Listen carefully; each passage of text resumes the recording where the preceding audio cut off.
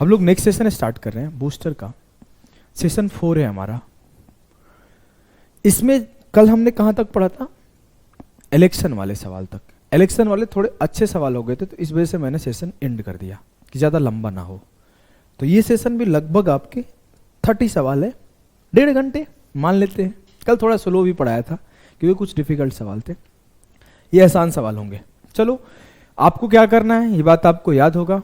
पहले आपको सॉल्व कर लेना है, पॉज करना है, फिर सॉल्व करना है, पॉज करना है, फिर सॉल्व करना है, ठीक है? नहीं तो या तो पहले सॉल्व करके ही देखना स्टार्ट करो।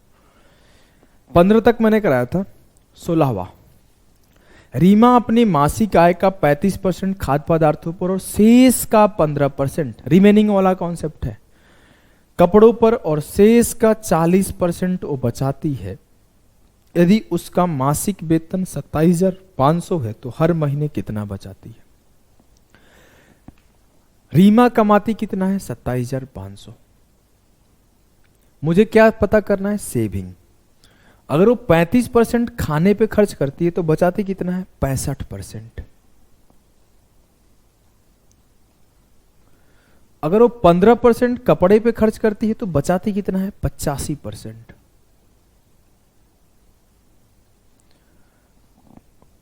और बोला है सी सेव 40% ऑफ रिमेनिंग इनकम, तो how much does she save? तो ये जो उसका रिमेनिंग इनकम है, इसका वो 40% सेव करती है, तो इसका 40% सेव कर लेते हैं। अगर इतना वो कमाती है, खर्चा करने के बाद इतना पैसा बचा, खर्चा करने के बाद इतना पैसा बचा, और जितना बचा उसका 40% सेव कर ली। पूछा गया मंथली क्या सेव करती है। इसे सॉल्व करना बहुत आसान है, लेकिन अगर मैं बात करूं तो अगर कोई अच्छा बच्चा होगा तो इसे कैलकुलेट नहीं करेगा, इसे वो डिविजिबिलिटी से करके निकल जाएगा। सर कैसे डिविजिबिलिटी से करेगा? देखो, जो आंसर होगा वो 13 का मल्टीपल होगा, 17 का मल्टीपल होगा। अगर इसे ध्यान से देखो तो ये 11 का मल्टीपल है। पहले 11 का मल्टीपल चेक करते हैं। 6, 7, 13, 5, 18 से 7 गया 11, ये आंसर पॉसिबल है। होल्ड। 6, 7, 13, 5, 18 से 7, 2, 9 गया, 9 नहीं पॉसिबल है। 6, 7, 13, 5, 18 से 1 गया, 6, 7, 13, 5, 18 से 3 गया। Option A will be the correct answer of this सवाल। सीजीएल 23 का आया हुआ सवाल है। नेक्स्ट क्वेश्चन को देखते हैं। 17 अगस्त 2021 एसएससी सीजीएल 2020 का सवाल है आपके सामने, करने का कोशिश करिए। Try to read the question and try to solve the question. Ranjan spent 10% of his salary on rent. Ranjan अपने वेतन का 10% किराए पर खर्च करता है। He spent 20% of the remaining part of the salary on transport. और जो बचे हुए पार्ट है उसका 20% वो ट्रांसपोर्टेशन पे खर्च करता है। 10% रेंट पे खर्च किया तो बचा कितना? 90%।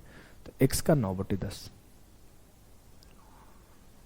आप ऐसे भी लिख सकते हो कि 10 उसका एक्सपेंस था, 10 उसका इनकम था और 9 उसका एक्सपेंस था। 10 से 9 कोई दिक्कत नहीं, लेकिन ये लिखने का तरीका आसान होता है। 20% of the remaining on transport, 20% खर्च कर दिया तो बचा कितना? 80%। 80 का मतलब 4/5। After which he spent 40% of the balance of the salary on food. 40% food पे खर्च किया तो बचा कितना? 60%, 3/5।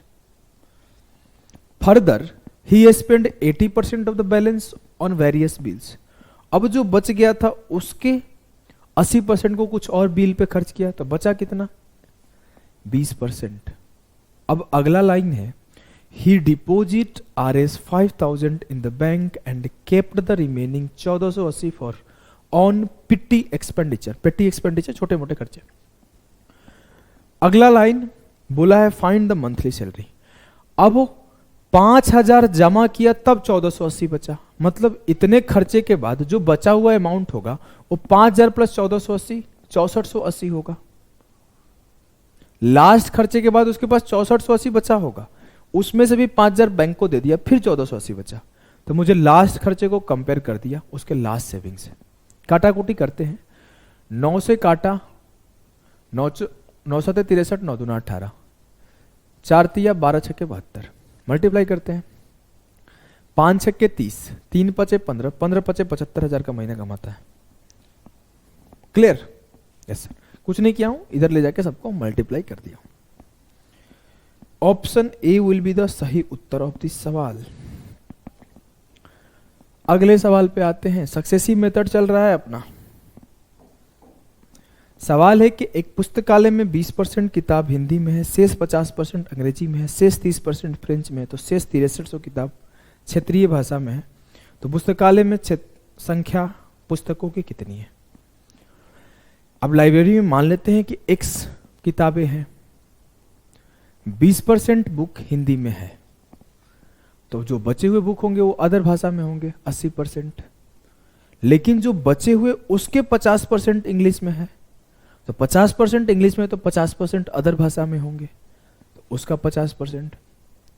अब जो बचा हुआ है उसके 30% फ्रेंच में है, 30% फ्रेंच में है, तो उसके बचे का 70% किसी और लैंग्वेज में होंगे, तो इसका 70%।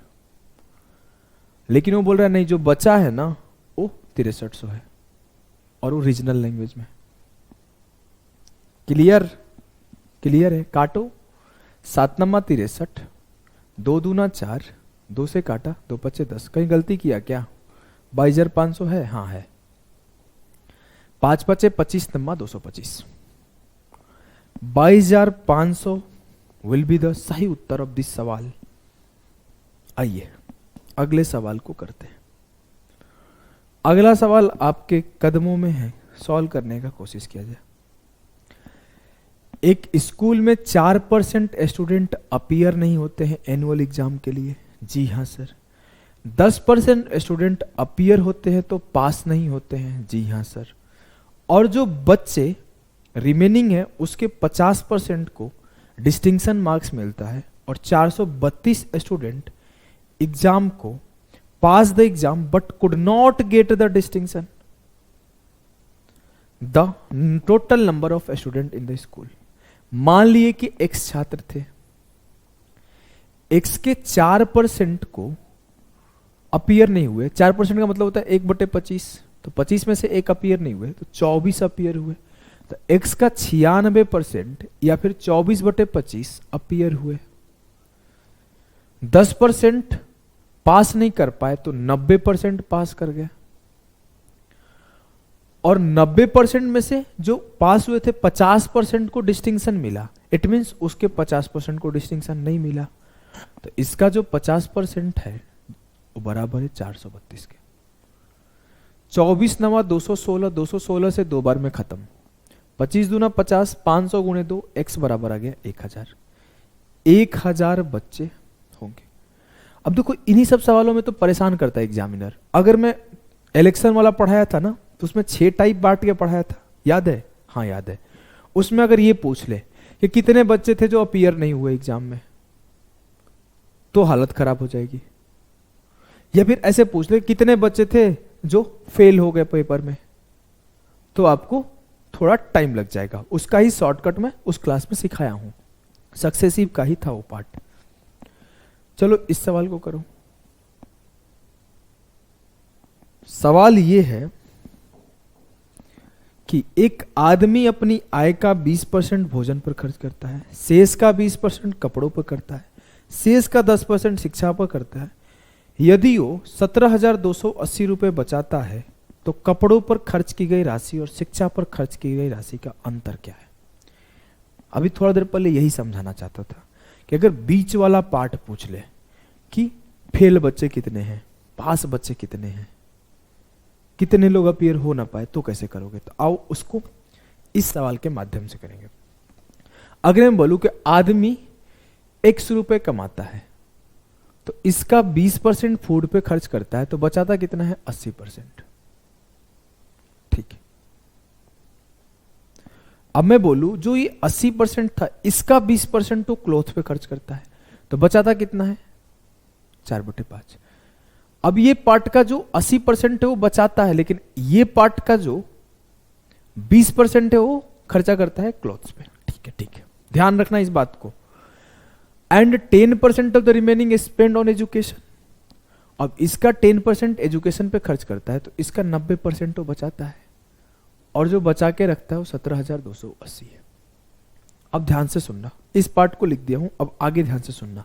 आगे ना उन लोगों टाइप नहीं करना है, वो बच्चे होते हैं जो ऐसे निकालते हैं। बच्चे क्या करेंगे, पहले टोटल इनकम निकालेंगे, फिर उसका फूड का खर्चा निकालेंगे, फिर क्लॉथ का खर्चा निकालेंगे और प्रोसेस लंबा कर देंगे। आपने नहीं करना, आपको लास्ट क्लास में यही चीजें तो सिखाया था, याद है ना, 6 टाइप 7 टाइप बांट के इलेक्शन वाले में। उसी टाइप को देखो यहां पे कंक्लूड करता हूं। मैं बोलूं कि वो कमाता कितना है एक्स, उसका 80% उसके पास है क्योंकि 20% खाना पे खर्च कर दिया, और इसका जो 20% है वो क्या है, उसका क्लॉथ का खर्चा।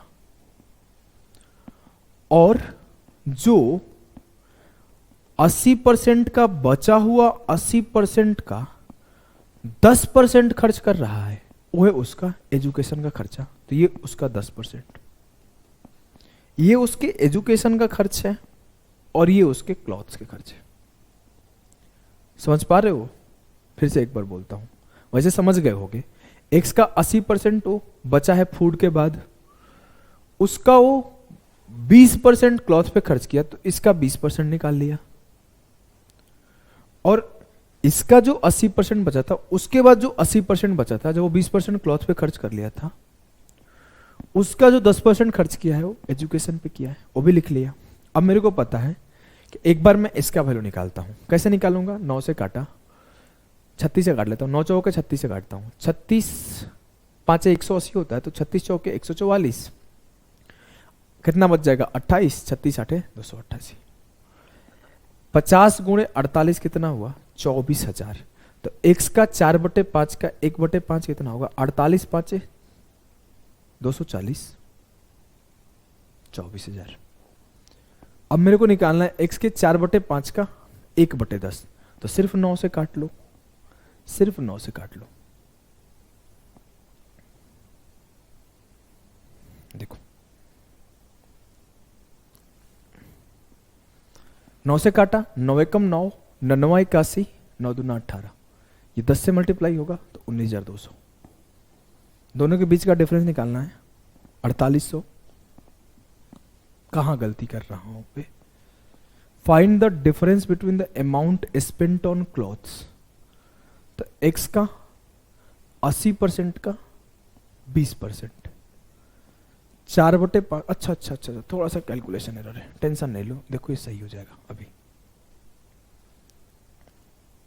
x का 4/5 का 1/5 निकालना है, तो 9 से काटे तो इतना आया, आप 4 से काट दो। 4 से काटा कितना आया, 4 चौके 16, 3 बचा, 4 8 32, ये हुआ ना जी सर। अब मेरे को निकालना था x का 4/5 का 1/5, तो ये 4800 में मल्टीप्लाई होगा, तो ये 4800 हो जाएगा। अभी यहां तो कोई गलत नहीं है ना, x का 4/5 का 4/5 का 1/10, सिर्फ 9 से काटना था और ये 1920 होगा। देखो थोड़ा सा हल्का सा कैलकुलेशन एरर था, क्योंकि मुझे 1/10 चाहिए, तो सिर्फ 9 से काटा, वही आंसर हो गया। 10 से मल्टीप्लाई क्यों करूंगा। और जब मेरे को x का 4/5 का 1/5 चाहिए, तो मैं इस पूरे पार्ट को बचा लिया 4 से काट के, 4800। हल्का सा एरर कर दिया था, मल्टीप्लाई कर दिया था। इन दोनों का डिफरेंस ले लो, 4800 से 2000 घटा लो, तो सीधे सीधे 2800 और 80 जोड़ दो, 2880। समझ में आया? बहुत लोग होंगे जिनको थोड़ा कम समझ में आया होगा, तो मैं थोड़ा सा होल्ड करता हूं, एक बार और समझाता हूं, अगर कम समझ में आया होगा तो। देखो x का जो 4/5 है वो क्या है सर, ये है आपका 20% खर्च करने के बाद बचा हुआ amount, remaining amount after food, remaining amount after food. और अगर मैं इसका जब 20% खर्च किया 1/5, तो ये क्या है सर, खर्चा जो हुआ है क्लॉथ्स के ऊपर। तो मैं x का 4/5 का 1/5 निकाला, तो एक बार 4 से काट दिया, एक बार 9 से काट दिया, फिर 10 से मल्टीप्लाई कर दिया, तो x का 4/5 का 1/5, 480 इंटू 10, 4800 आ गया। लेकिन x पर जो बचा था फूड पे खर्च करने के बाद वो 80% था, और उसके बाद क्लॉथ पे खर्च करने के बाद बचा था उसका 80% बचा था, क्योंकि 20% खर्च कर दिए थे। और इसके ऊपर जब मैंने 10% खर्च किया तो वो एजुकेशन का था, तो इसका 10%, तो ये इसका वैल्यू है। बस इतना ही है और कुछ नहीं है। ठीक है, चलो अगले सवाल पे आ जाओ। अगला सवाल मस्त सवाल है, देखो अगला सवाल आपका बोला है एक आदमी 12.5% ऑफ हिज इनकम खर्चा करता है फूड पर, 18 से ही 3/4% ऑफ रिमेनिंग पार्ट ट्रेवलिंग पर और 20% of the remaining part on education पर। Finally his total expenditure is 3450। Find his total income. अब करो इस सवाल को, थोड़ा सा अच्छा सवाल है। सर एक व्यक्ति अपने आय का 12.5% खर्च कर दिया भोजन पर, तो बचाया कितना? 12.5% का मतलब होता है 1/8। 1/8 खर्च कर दिया तो 7/8 बच गया इनकम का। जी सर। 18 से ही 3/4% यात्रा पर खर्च किया तो 18 चौके 72 3 75/400 खर्च किया। 25 दिया 75, 25 चौके 100। ऐसे 18.75 सबको याद होगा, 3/16 होता है, फिर भी मैं निकाल दिया 3/16। तो 16 में से 3 खर्च किया तो बचा है कितना? 13/16। अगर मैं बोलूं 20% ऑफ रिमेनिंग खर्च किया हो किस पे? एजुकेशन पे, तो बचा है कितना? 4/5। अब मैं अगर बोलूं कि यहां पर दिया है finally his total expenditure is 3450, यहां पे ये नहीं दिया है कि सेविंग कितना है, तो सर फिर मैं ये निकाल क्यों रहा था सेविंग? मैं तो बेवकूफ हूं ना जो सेविंग निकाल रहा था। मैं क्या करता, हर बार खर्चा ही निकाल देता। हाँ लेकिन गलती हो जाता मेरे लाल।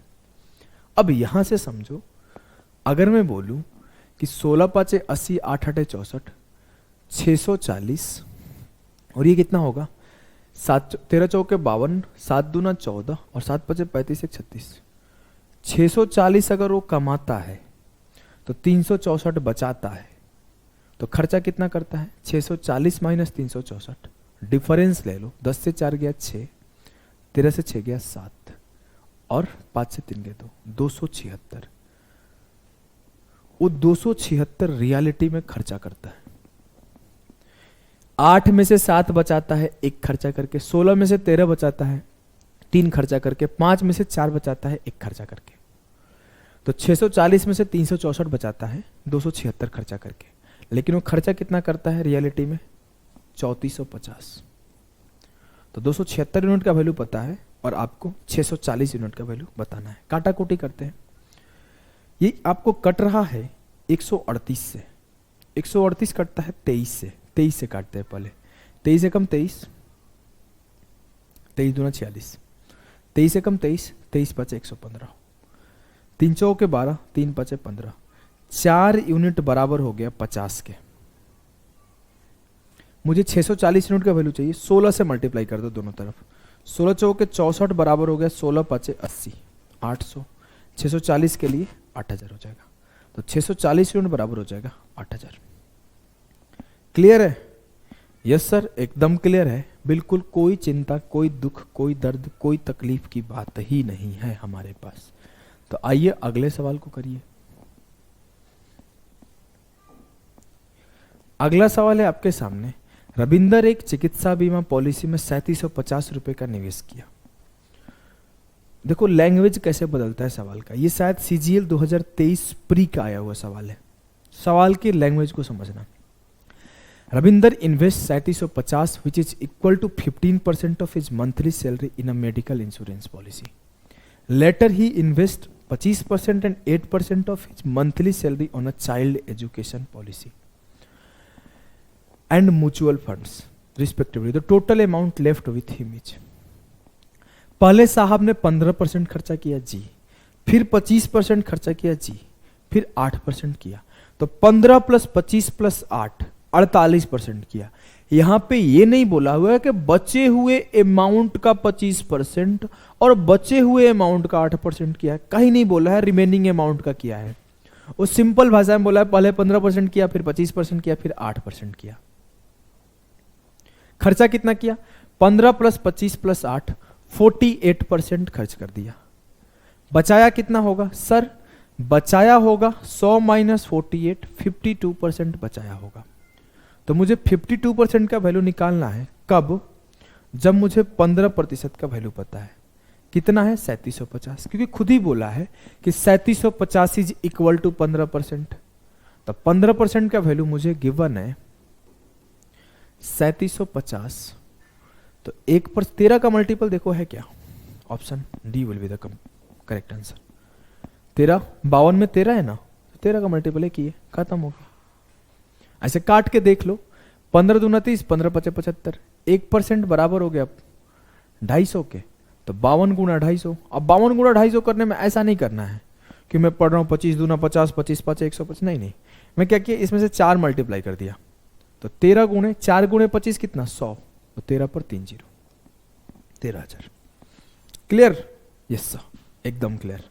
नेक्स्ट सवाल को करो, नेक्स्ट सवाल को करो। मस्त सवाल है, सिलेक्शन पोस्ट का है वो सवाल है। सवाल ये है कि एक परिवार कुल आय का 30% बचाता है और बचत राशि व्यय के आधे से 600 कम है। A family saves 30% of the total income and the saving amount is 600 less than half of the expenditure. If the total expenditure is spent on health, food and education, जो उसके खर्चे हैं उसे 3 भाग में खर्चा किया जा रहा है, कुछ हेल्थ पर, कुछ फूड पर, कुछ एजुकेशन पर, उसका रेशियो दिया हुआ है। तो आपको बताना है कि उसके एजुकेशन पे कितने खर्चे हो रहे हैं। सर सिंपल सी बात है, 30% बचाता है मतलब 70% खर्च करता है। हाँ, 70% 3 भाग में करता है, 3 5 6 में। तो 6 3 8 5 13 हो गया, नहीं 6 3 9 5 14 14। तो जो 14 यूनिट है वो किसके बराबर है, 70% के। तो 1 यूनिट 5% हो गए। मुझे किसका बताना है, एजुकेशन का। तो हेल्थ फूड एजुकेशन, एजुकेशन यहां है। तो 1 यूनिट 5%, 6 यूनिट 6 5 30%। वो अपने इनकम का 30% हिस्सा जो है वो खर्च करता है एजुकेशन पे।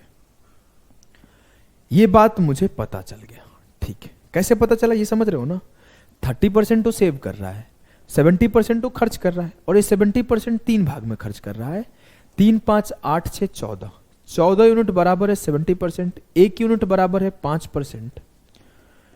तो यहां पे पता चला कि जो हेल्थ पर खर्च कर रहा है 3 5 15%, जो फूड पे खर्च कर रहा है 5 5 25%, और जो एजुकेशन पे खर्च कर रहा है 6 5 30%।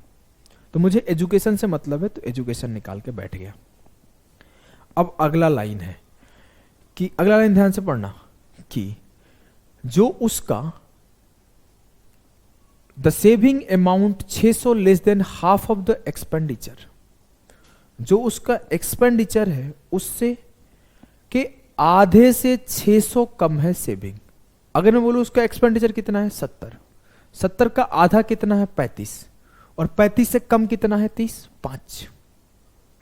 तो जो 5% है वो बराबर है 600 के। तो 5 छक्के 30, 6 गुना 6 3600। 5 का 6 गुना है तो 600 का 6 गुना हो जाएगा 3600। क्लियर है? यस। नेक्स्ट सवाल को देखते हैं। सीजीएल 23 का आया हुआ सवाल है, करो, करने का कोशिश करो। देखो मैंने ना जो अच्छे सवाल थे उसी को रखा है सीजीएल 23 का, वो इजी सवाल नहीं रखा कि 30% सेव करता है तो और उसका जो एक्सपेंडिचर है वो 900 रुपए, तो क्या होगा। ऐसे बेसिक सवाल नहीं रखा हूं मैं, वो खुद से कर लेगा कोई भी। In January 2022 Kriti paid an EMI which was 22% of her monthly income. अब देखो शब्द को पढ़ना, ये शब्द है, she spent the remaining salary on shopping of groceries and clothes in the ratio of 7:5। She spent 18,200 on shopping of clothes. अब जो उसके पास पैसे थे उसके हिस्से को 7:5 में खर्चा करी है, और जो 18,200 खर्चा करिए वो कपड़े पे खर्चा करिए, और जो कपड़े पे खर्चा करिए 5 यूनिट करिए। आपके सामने है, हमने कुछ नहीं कहा। अब बोला है if in February 2022 her salary increased by 16%। 16% से इंक्रीज होने का मतलब क्या है, 29/25 हो गई होगी, 116/100 हो गया होगा। Then what was her salary in February. 29 का मल्टीपल एक बार ट्राई कर सकते हो अगर रिस्की हो तो। मैं रहता तो ट्राई कर जाता, लेकिन चलो रिस्क है, 29 का मल्टीपल चेक करना, 4 का मल्टीपल चेक करना तब भी आसान है, छोड़ो रहने दो। हम लोग क्या करते हैं ना, सीधा सॉल्व करते हैं। 29 का मल्टीपल, 13 का भी मल्टीपल हो सकता है क्या, 7 5 12, ये 13 का मल्टीपल है, 13 गुणे 14 है ना, 13 कम 13, 13 का भी मल्टीपल ट्राई कर सकते हो। छोड़ो हम लोग वो सब नहीं रिस्क लेते हैं, थोड़ा सा ना रिस्की है, बड़े मल्टीपल देखना। सॉल्यूशन करते हैं।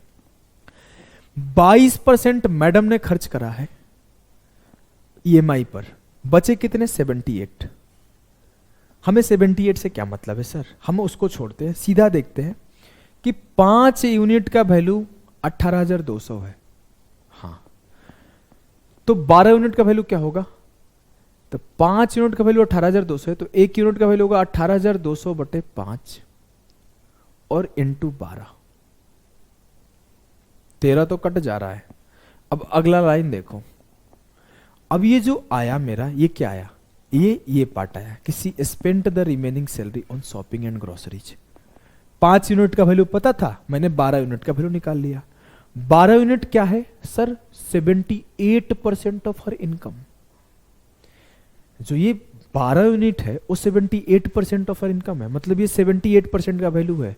तो जो 1% का वैल्यू क्या होगा, वो बटे 78। अब जो आया ये 1% का वैल्यू आया, मुझसे नहीं पूछा है, मुझसे पूछा है उसका 116% क्या होगा, मुझसे उसका सैलरी नहीं पूछा है, उसको बढ़ा हुआ सैलरी क्या होगा। 116% निकाल दिया। काटते हैं, 13 छक्के 78, कट गया जी सर, कट रहा है क्या, और हाँ कट रहा है। 6 पच्चे 30 का 3, देखो 6 पच्चे 30 में से 0 इधर काट लिया, 3 चौके 12 इधर काट लिया। 14 गुणे 4 गुणे 116 करना है। 4 चौके 16, 6 6 के 36, ऑप्शन डी आंसर आएगा। 29 का मल्टीपल है, करके देख लू क्या। 4 से किया तो 464 इंटू 140 है। 14 चौके 56 का 6, 5 बचा, 14 छके 84 और 5 89 का 9, 8 बचा, 14 चौके 56 और 8 64। ऑप्शन डी, सिर्फ कैलकुलेशन था, nothing else. Clear, yes sir. Solve करने का कोशिश करो इस सवाल को।